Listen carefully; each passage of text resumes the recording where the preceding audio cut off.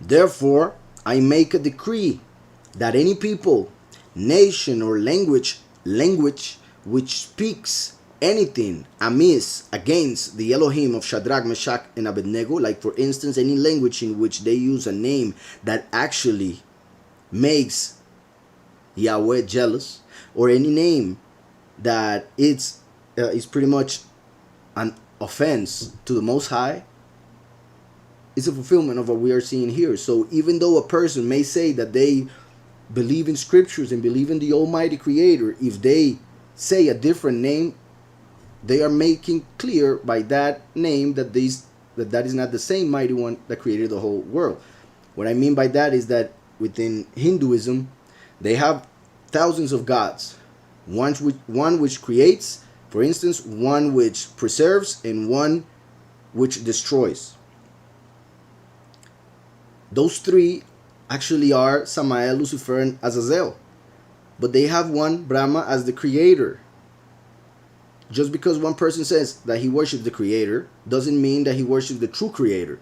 Because if they say Brahma, then we know he's a different one and he's an idol. The same goes for any other name that is not the true name, even if they have the Bible under their arm.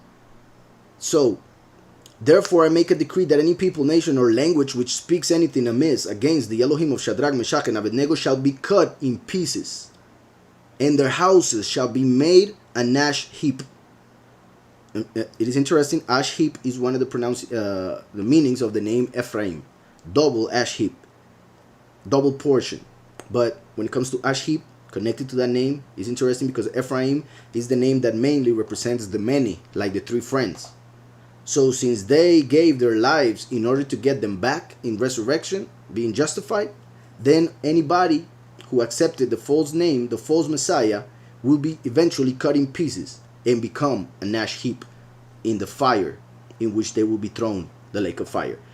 So, their houses shall be made an ash heap, because there is no other Elohim who can deliver like this. There is no other Elohim, because there is only one Elohim, and that is Yahweh. Yahweh Echad. Deuteronomy, where it says Yahweh is one. Yahweh Echad. Verse 30. Then the king promoted Shadrach, Meshach, and Abednego in the province of Babel. So when the many are killed, then they are resurrected, and because of the fact that they gave their lives, they will be given a position of authority over all the nations of the world. Just like the few will receive an authority over the many.